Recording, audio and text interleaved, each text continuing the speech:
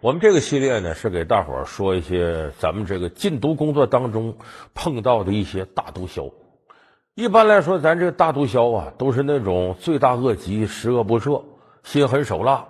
无论是对待这个我们的公安干警，甚至是对待身边的人，只要觉得跟他没有利用价值了，就可能下狠手。但是咱们今天说这位，跟前面我们提那些毒枭不一样。这个人呢，对下属啊，对周围的人都挺好，而且在缅甸国内呢，还是个优秀的企业家，还身兼各种重要的社会职务。就你看他，你分不清他是企业家还是毒枭。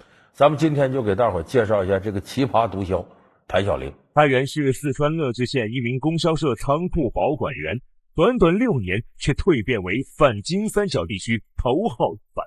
他拥有一支配备先进美制武器的武装部队，被捕前他甚至还担任缅甸保卫军的财政部长。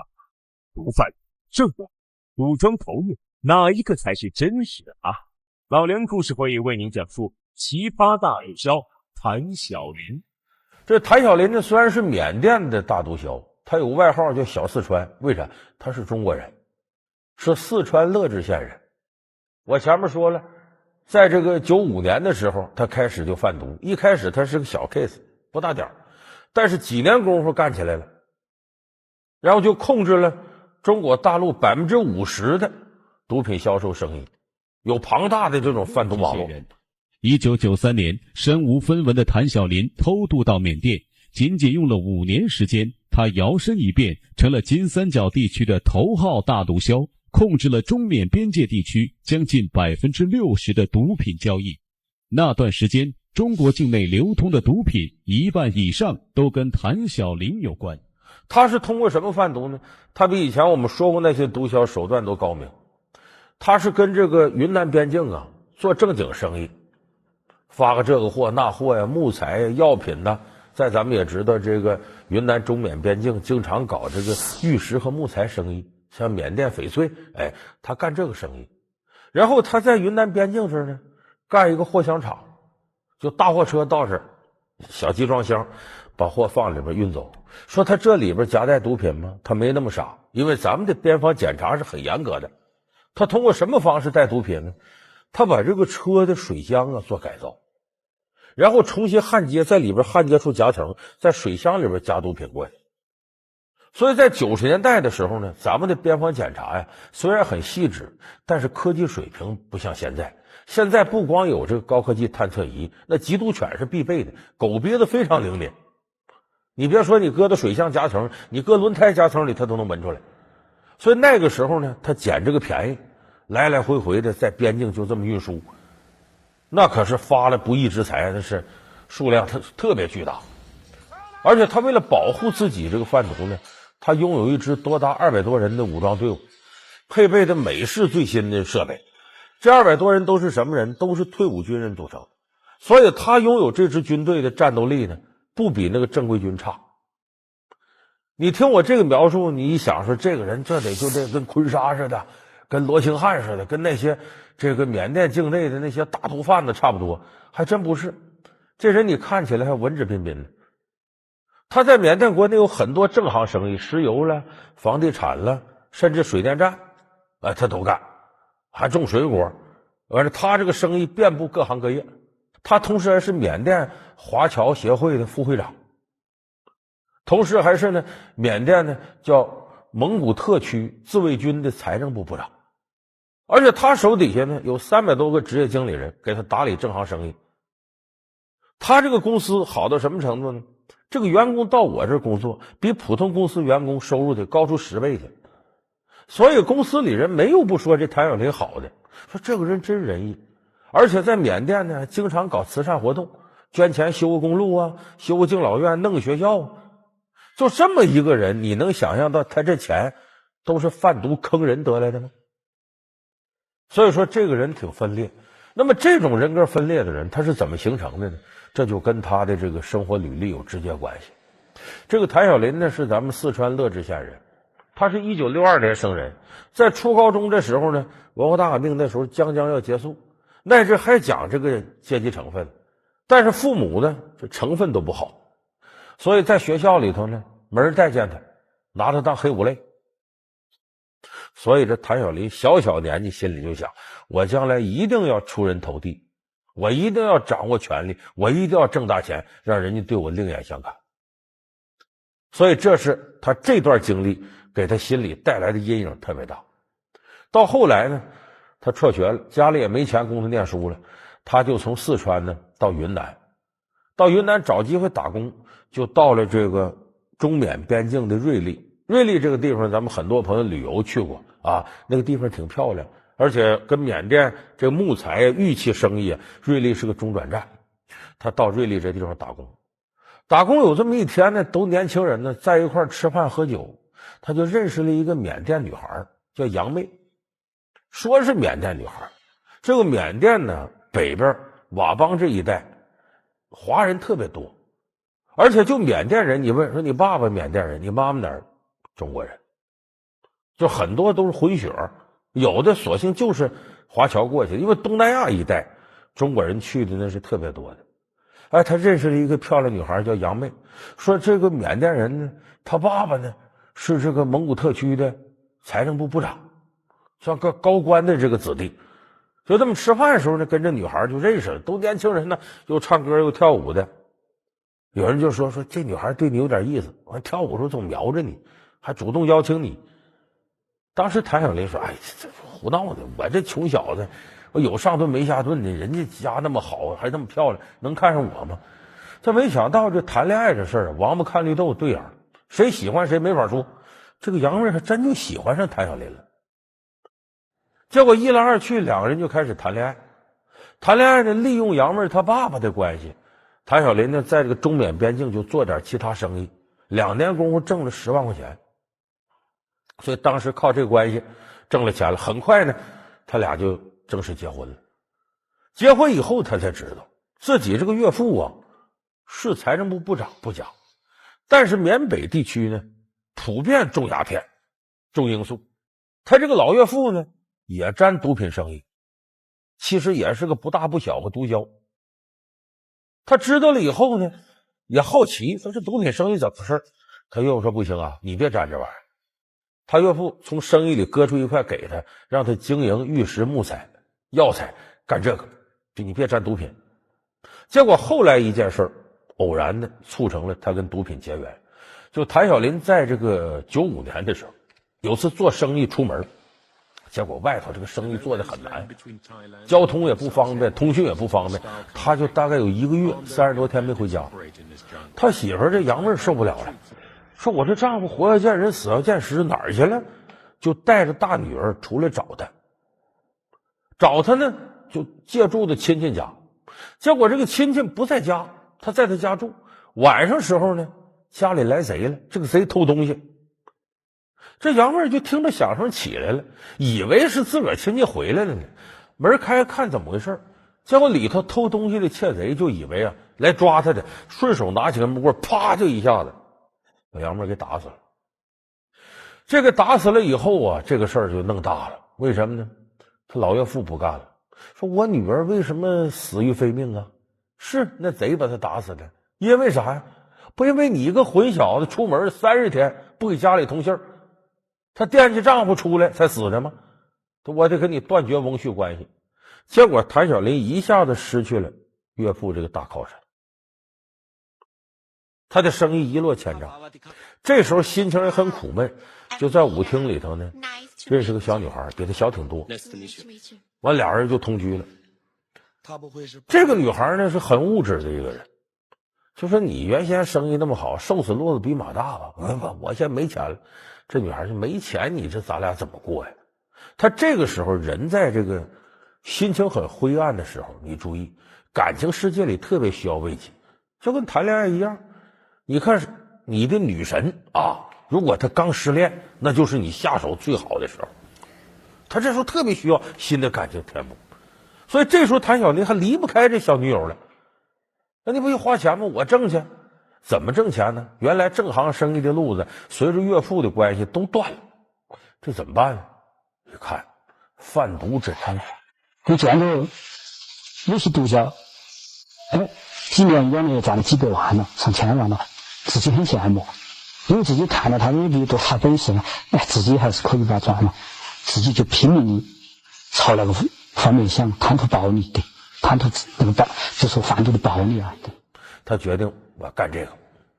但是在缅甸要说干贩毒，在那个时候就如同在我们这边说干点啥呢，在淘宝上开个网店嘛，很容易。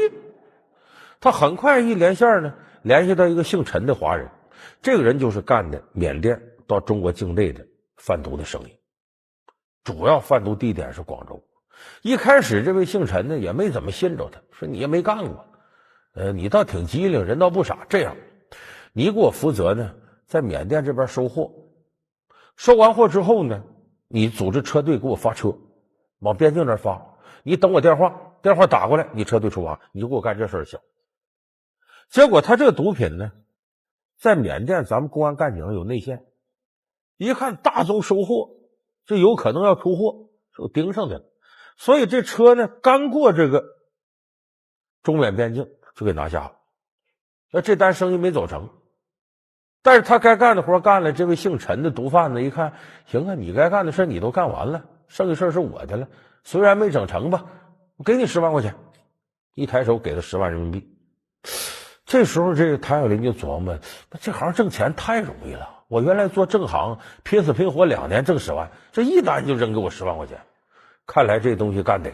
他原是四川乐至县一名供销社仓库保管员，短短6年却蜕变为泛金三角地区头号犯。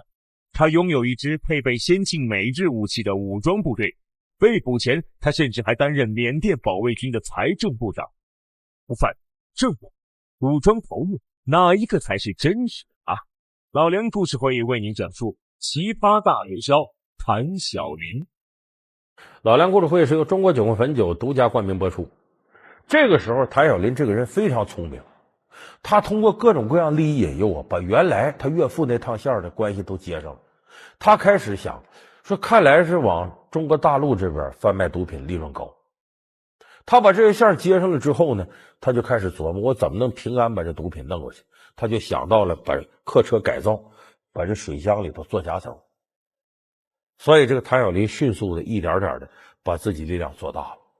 那么做大之后呢，他不甘心只贩毒，他就把贩毒挣来这钱呢用来做生意，一点点他这个生意也做起来了。那么这个时候中国大陆的警方早就盯上他，因为什么呢？我们前面说他和姓陈那位毒贩子贩毒的时候，那不货车司机在这个中国境内被抓住了吗？抓住得审呢，这司机也中国人，他就供出来了，就是姓陈那人大老板、小老板、二老板，管这个收货上货的姓谭，叫谭晓林，外号小四川，是四川人，都给供出来了。供出来也就是说从95年的时候，大陆警方就掌握有个谭晓林是境外贩毒分子，就有他记录。后来随着他越做越大，咱们的缉毒干警就盯上他了。但是这谭晓林呢，他很狡猾，他说我可不敢进中国境内一步，我只要踏上中国境内一步我就完。他知道公安干警盯着，所以他贩毒就是在缅甸境内遥控指挥，打个电话干嘛去，不往中国境内。我在缅甸打着那遥控指挥，遥控指挥，遥控指挥是不是也使你更安全？这种呢，就说对自己呢，就说就是万一出什么事不会追究到自己嘛，也是逃避打击的一个手段嘛，对。所以那个时候中缅之间在禁毒上呢没有明显合作，也奈何他不得。可是有这么一天，这98年前后的时候，突然间警方接到谭晓林写的一封信，写给中国警方一封信。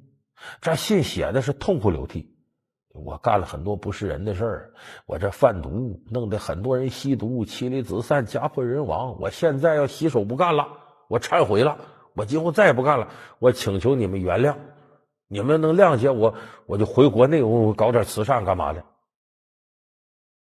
结果这封信落到警方手，警方都纳闷，说这个大毒贩子怎么能停止活动呢？要洗手不干了。果不其然，在那之后将近1年，谭晓林销声匿迹，在警方视野里消失了，就不干这个贩毒了。他为什么会这样呢？前面说他这个挣了钱以后做生意有石油啊，有食品呐什么的，生意越做越大。然后他也谋得了这个华人协会的副会长这个职务。由于他本身呢财务这方面调动能力很大，又被把他封为蒙古特区里边这个自卫军的财政部部长，所以这时候他有想法，说我看来从政不错，而且我就经商，我这正行生意做得这么好了，我何必干掉脑袋的事儿？我干贩毒呢？他就不想干了。可是后来他为什么又回来了呢？这里有几个原因。当初他给警方写忏悔信有个直接原因，他老母亲跟着他到了缅甸，年事已高了，他妈就说，我这辈子落叶归根，我不能死到这儿，我死了一定得死到老家，你想法给我送回四川去。可是谭小林知道自个儿只要越过中缅边境一步就得被拿下，所以他这时候就想，也是圆他母亲一个心愿，他就想给警方写封忏悔信，看能不能求得谅解。当然警方你干了那么多事，说原谅就原谅，就像咱说，如果道歉有用，还用警察干啥了？所以他后来这个事儿绝了念想以后呢，他隔了有1年又杀回贩毒这行列。他为什么回来呢？这里有几个原因。有那么句话叫人在江湖身不由己，你以为你说洗手就洗手了吗？你前面干了那么多事儿啊，就这边贩毒组织里头所有的内幕你差不多都知道，你说不干了，谁知道你会不会跟警察说呀？所以这个贩毒组织是不能轻易放过脱离组织的人的。咱们看过有个电影叫《边境风云》，孙红雷、王珞丹演的，那不就是王珞丹说怀孕了，说你这孙红雷毒贩子，你得给我个安定生活，为了老婆我不干了。他手底下可不行，你不干了大伙没钱赚了，那也不能留你了。结果这毒枭和他老婆俩人被活埋了。这边境风云里，这不是闲扯淡呐，这是实有其事。所以谭小林做到这么大想撤出来不可能。再一个，谭小林当时有政治野心，他想当缅甸总统。我们都知道西方国家各个地方你想当领导竞选没钱能行吗？你在当地又没根儿，那只能靠钱来砸。这钱哪儿来呢？正行生意的钱怎么都是有限的，而且多数都在这个链条里周转，想拿现金难，想获得现金大规模现金，只有贩毒是最快最管用的。所以他思前想后，99年又出来开始贩毒了。但是他呢确实智商很高，他说大陆警方不可能放松对我的这个侦查。他呢先派2辆车开过去，这2辆车都没带毒品，其实是试探的。你那边都盯着我这车，你看我这过来肯定得查，他又一查，那完我不能再去了。但是咱们的公安警方早就为了避免打草惊蛇做了布置，你车过来没理你，不动你。眼看着精心策划出来的贩毒计划得到了成功，谭小林可谓欣喜若狂。可是为了一时的走运而沾沾自喜的谭小林却并不知道，此时此刻我国的公安民警也已经对他的贩毒网络有所察觉。一边是为了谋取暴利的谭小林，一边是为了打击毒品犯罪的我国公安民警，一场缉毒作战在我国的边境线上拉开了序幕。而接下来这谭小林一看，哎呦这行啊，接着派车，6辆车，4辆没毒品，2辆带毒品的。所以这个车呢一直开到广州附近，就进了广州市郊的仓库。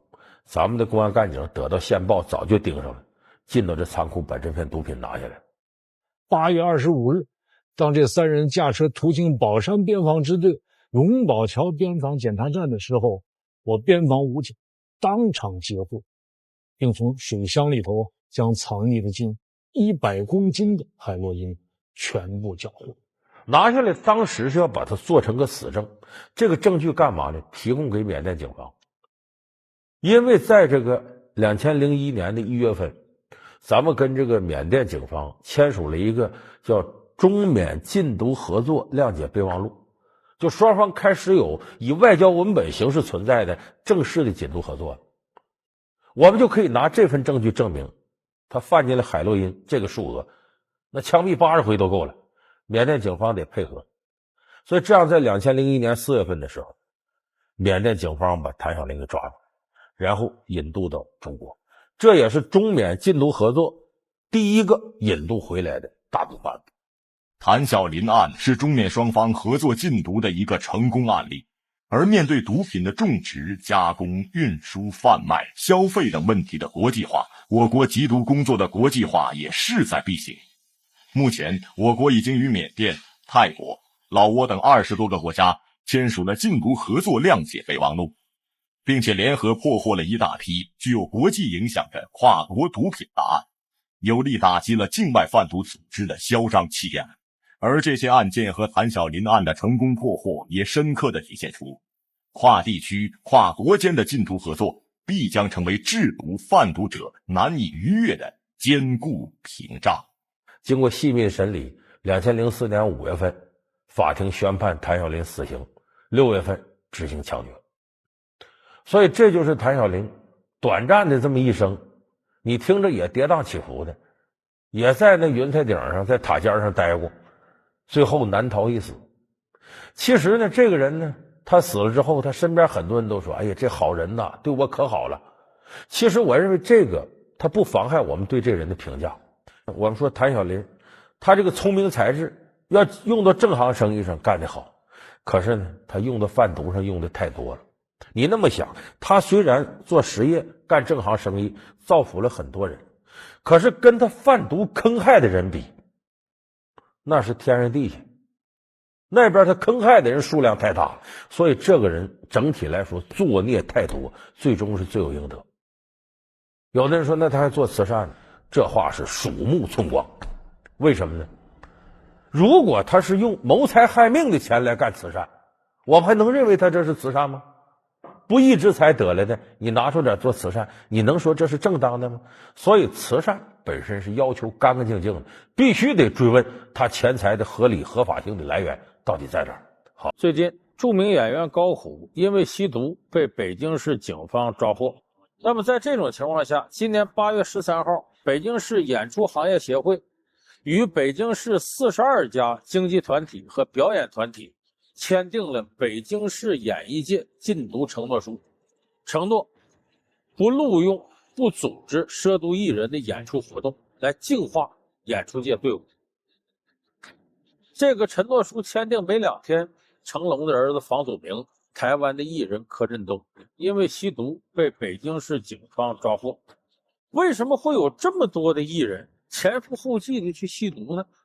这里边有非常重要的一点，就在于他们吸毒之后，在法律的惩处之外，他们的社会关注度并没有因此下降，反而会比以前甚至有所提升。所以这从反面证明了北京市演艺界禁毒承诺书存在的必要和重大意义，那就是打中这些毒星的七寸特别重要。很多人一提起演艺界就想起潜规则，经常说那句话叫贵圈真乱。那么有这么多演艺界的人士吸毒，其实也从侧面证明了贵圈真乱这4个字在一定程度上它有准确的地方。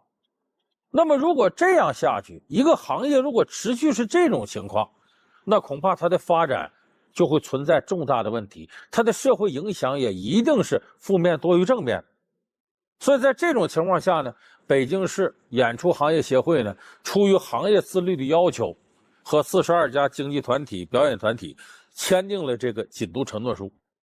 我认为这是与时俱进、行业自律的一种体现。那么这个禁毒承诺书签订完了没几天，又出现了这个房祖名和柯震东这个事情。其实我倒觉得这证明了这个禁毒承诺书它的重要意义。那么我们不妨呢先回顾一下，就是咱别往以前说了，就是今年北京市警方抓获的这些涉毒的演艺圈人士都具体是怎么一回事。今年8月14日，北京市禁毒总队在东城区抓获了多名涉毒嫌疑人，其中包括2名演员房祖名和柯震东，2人尿样检测均呈大麻类阳性。面对警方的讯问，2人对吸食大麻的违法行为供认不讳。本案一经报道，再次引起社会舆论的一片哗然。截至今年8月份，媒体多次曝光了公众人物涉毒案件。今年3月17日，歌手李代沫因吸毒被北京警方抓获。5月，因犯容留他人吸毒罪，李代沫被判处有期徒刑9个月。6月13日，导演张元被警方控制，这是他第2次因为吸毒被抓。6月24日，知名编剧、作家宁财神因吸毒被查获。7月29日，演员张国立之子张默吸毒被北京警方查获。8月4日，北京警方在朝阳区将涉嫌吸食毒品的演员高虎等4人查获。被北京警方抓获的演艺界的瘾君子，涵盖了从导演、编剧到演员、歌手、音乐人等各个行当。通过这些片子，我们看到了好多大家非常熟悉甚至喜爱的一些演艺圈人士。你看那个光头歌星李代沫呀，张国立的儿子张默，演员高虎啊，这次的这个柯震东、房祖名等等等等，包括著名的编剧宁财神。那么这些人毫无疑问，他们的社会影响力是很大的。就是说，这个现在的青少年，他们的偶像往往是70%以上是文体明星。也就是说，这些人吸毒，他对青少年的负面影响是非常大的。那么，是不是就是演艺圈的人就愿意吸毒呢？他其实不完全是这么回事。因为北京市公安局呢提供的一个数据也显示呢，最近2年抓获的这些涉毒人士里边，只有0.15%是演艺圈人士，也就是要抓1万个这个涉毒吸毒的人，其中也就15个是演艺圈。可是问题是呢，演艺圈这些人像我刚才说的，有着巨大的社会影响力，它影响很多人，尤其是影响着青少年。所以这个行业如果在禁毒这方面做得不彻底，它的社会负面影响就会相当大。所以说从这个角度来讲，北京市这个演艺界禁毒承诺书它存在非常必要。有的人会说这个不录用啊，这个不组织艺人，这不等于就绝了这些后路了吗？难道人家要改过自新了，痛哭流涕了，坚决痛改前非了，你还不给人个出路吗？我倒觉得这次这个禁毒承诺书它不是说一辈子的，它也是带有警戒，然后警示，以观后效。它的时间呢没有明确规定，就说到底是几年，这个起码它是有一个象征意义。因为你也不好让一个行业协会来规定几年以内，它毕竟不是行政单位。而且说实在，这个禁毒承诺书呢，它不具备行政约束力，它只是个行业倡议书。就是我们呼吁，要万一这42家经济团体或者表演团体它真就录用，真就组织了，这演出行业协会也没有太多的办法强制约束，它只不过是一种象征性的呼吁，但是它起码代表着这个行业协会它开始自律了，它不能坐视这现象不管。大家记住，凡是某个行业某个领域之内出台什么什么承诺书，那一定是这个领域出现了重大问题。也就是说，演艺圈现在吸毒这个现象是非常多的，影响越来越恶劣。我们刚才看到这些犯了事儿的这些艺人涉毒的，往往年龄也都是在35岁以下，因为他们思维活跃，追求人生享受，追求刺激，而这个他的世界观和人生观还不算完全成熟，对人生怎么样还没有完全琢磨明白。所以我说这个时候这个禁毒协议书应该是来得很及时的。为什么我说他打中了这个7寸呢？你可以看到，现在凡是这些涉毒的这些明星都走过这么一条道，犯事被抓住了，然后进去待2天，一个劲儿的忏悔，然后再红，几乎都按照这个轨迹来的。所以在这种情况下呢，他除了被法律惩处以外，他觉得没啥，我没损失啥，甚至有的还因为这个关注度提高了。所以你看那个编剧宁财神出来之后，人问你后不后悔，我做过的事我不后悔，他也没觉得怎么样，因为这不过是马失前蹄。有的人是呢，在哪儿跌倒就在哪儿爬起来，但是也有很多人呢，在哪儿跌倒就在哪儿睡一觉，他没拿这个当回事。所以这也就是说呢，光是法律惩处他还不够，实际上这个社会并没有给他太多的惩罚，反而有的时候呢，他给了很高的眼球经济关注度。咱们说以前谢东，咱们知道这个90年代那个唱那个长长的像现在的你笑脸那歌红了，但是后来他基本没别的作品，都已经销声匿迹了。可是因为吸毒又重新回到公众视线了，还有商演了。马文君吸毒被抓住了之后，风平浪静之后呢，搞了几个慈善活动，又出席电视节目，商演价格比以前还高了。也就是说，有不少的吸毒的明星，他在这个东窗事发之后，不仅社会关注度没降，反而升了。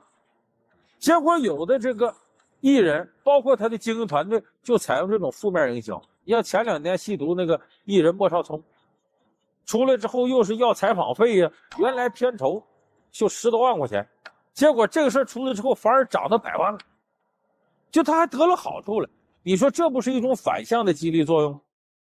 所以如果你要是这些吸毒的艺人在东窗事发之后，不仅市场价值没有降，反而升了，那么对他来讲，这个事儿他就不会当回事儿。他靠什么能够吸毒？其实毒品很贵的，他靠他自己获得这些利益。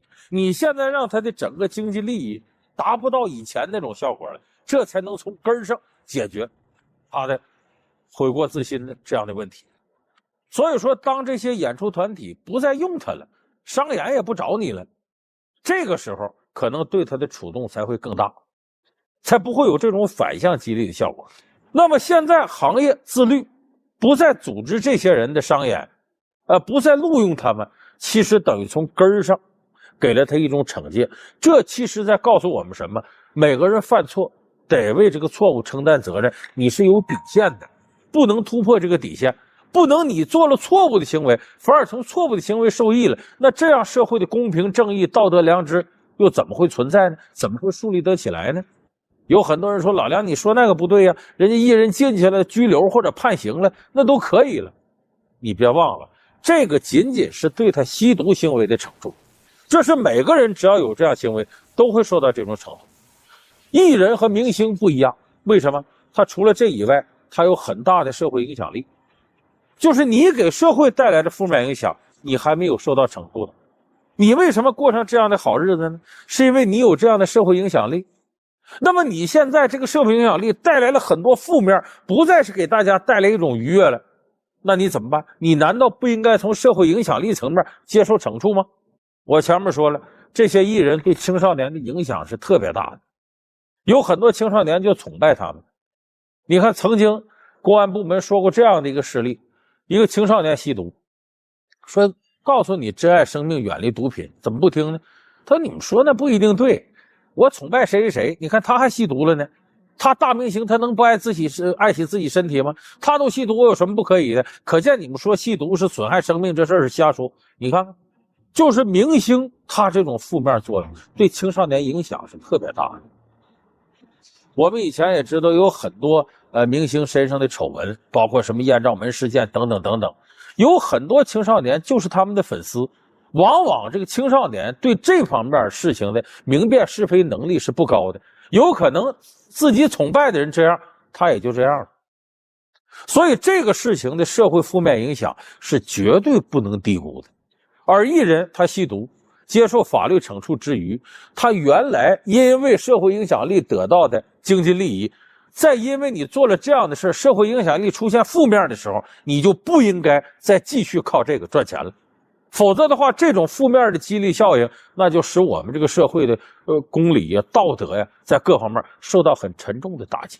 另外一方面，还有人迎合这种心理去组织演出活动，这个问题就非常非常大。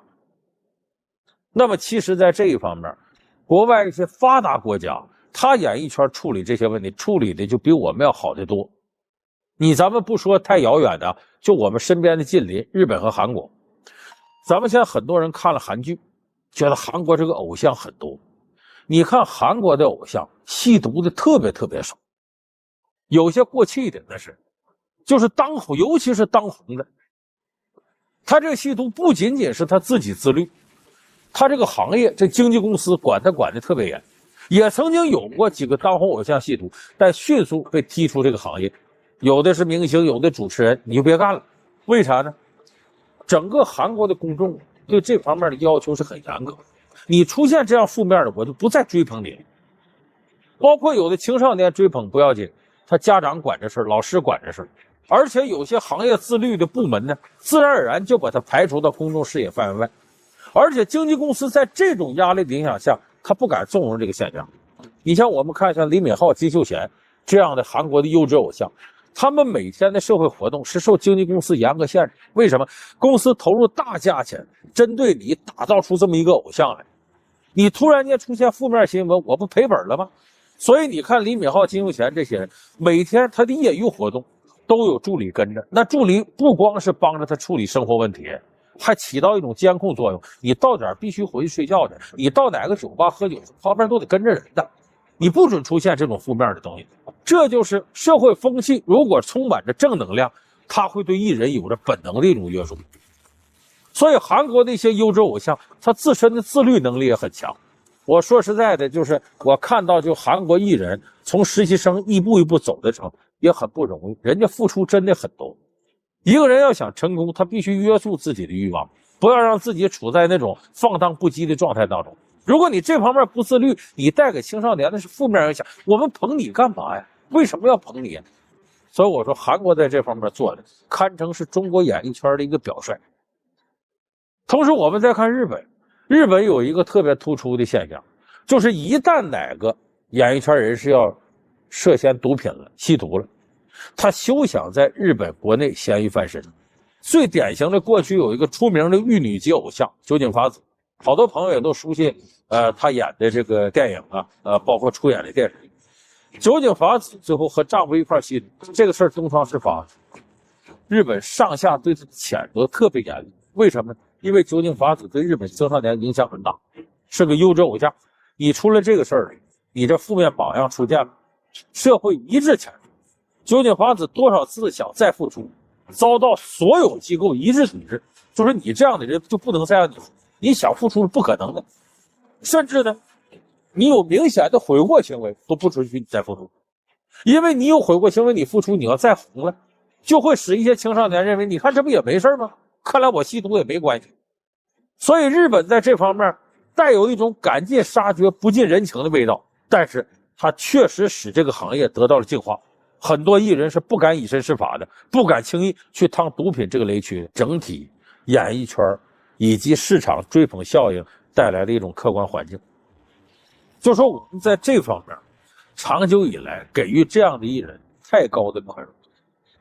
所以你从这个角度来说，现在这个北京市演艺界禁毒承诺书非常有必要。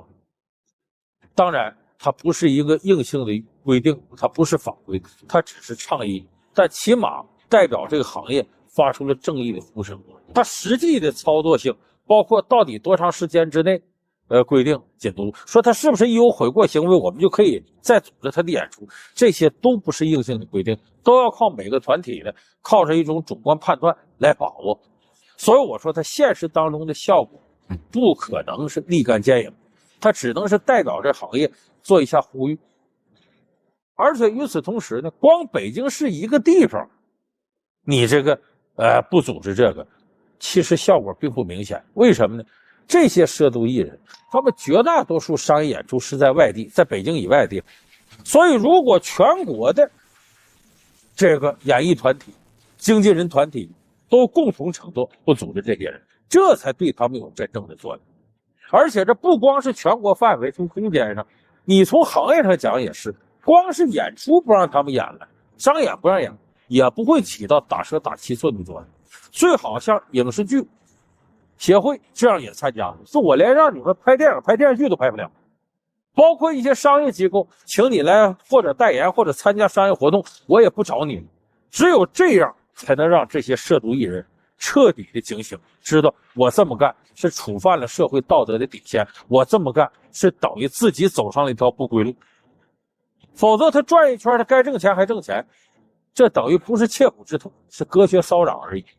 所以我说这个禁毒承诺书它真正要想起到作用的，应该是全国范围，应该是跨行业的，不光是演出这个行业，包括一些影视剧拍摄呀、广告代言呐、一些商业活动，都应该集体起来抵制这些涉毒艺人的商业活动，这才能起到立竿见影的效果。当然，这种抵制，它不光是这个行业，还需要我们所有的观众朋友在这时候要甄别清楚，一个艺人一旦出现负面效应，往往我们很多人以前就认为德艺双馨，歌如其人，艺如其人，往往你的世界观会因此被打碎。他怎么会这样？